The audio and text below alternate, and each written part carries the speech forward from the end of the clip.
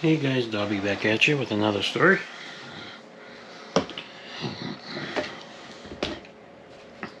My friend Jenna decided it was finally time to deep clean her apartment before her in-laws came for a surprise weekend visit.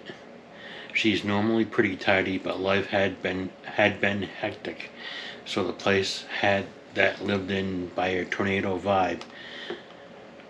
Random socks under the couch, mystery crumbs in every drawer, the works. She starts a strong She starts strong, blasting music, filling buckets with cleaner, attacking the kitchen like it owed her money.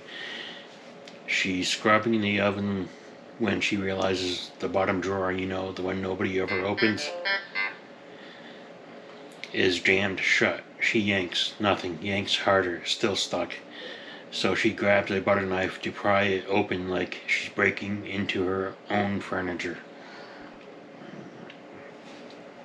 Pop, the drawer flies out, and with it comes an avalanche of cat toys, like dozens, tiny mice, jingly balls, a chewed up feather wand, and mysteriously one single oven mitt she lost 2 years ago.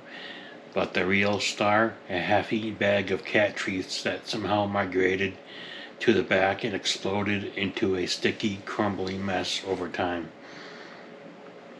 The drawer was basically a crime scene of hardened salmon-flavored regret.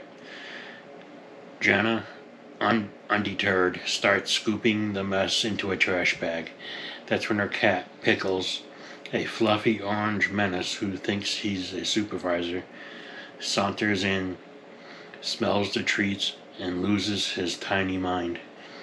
He launches himself at the bag like it's the last food on earth, claws out, knocking over the bucket of soapy water in the process. So now the floor is a lake of suds.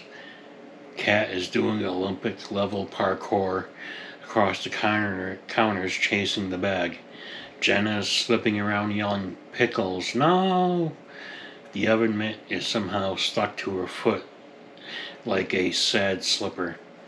She finally corrals the cat into the bathroom, slams the door, and turns back to the disaster. That's when she notices the water has seeped under the fridge. She panics, pulls the fridge out a little to mop, and discovers an entire ecosystem back there. A desiccated slice of pizza, circa 2023, what looks like a mummified grape, 3 rogue AA batteries, and somehow a single AirPod that vanished during the pandemic. She on her hands and knees vacuuming up archaeological finds when her phone buzzes. It's her mother-in-law. "Hey sweetie, we're 20 minutes early, pulling up now." Jenna looks around the flooded floor, cat howling from the bathroom like he's being held hostage. Fridge pulled halfway out with its guts exposed. Trash bag of cat treat carnage leaking on the counter. She has exactly 0 minutes to fix this. She does what any reasonable person would do, throws a blanket over the worst of it, shoves the fridge back, crunching the grape into wine, sprays the whole place with clean linen air freshener like it's holy water, and opens the door with the biggest fake smile in history. Her in-laws walk in, sniff the air, and her mother-in-law says cheerfully, "Wow, it smells so fresh in here. You must have just cleaned."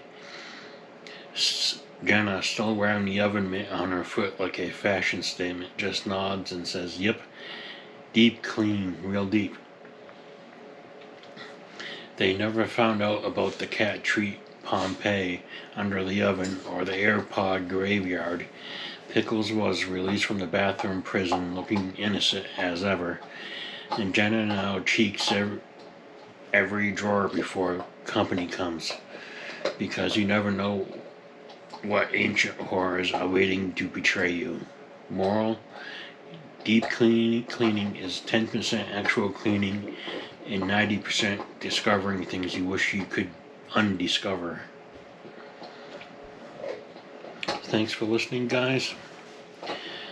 Remember to like, subscribe, and share. Thumbs up, thumbs down, whatever floats your boat. And I'll see you in the next one. Bye.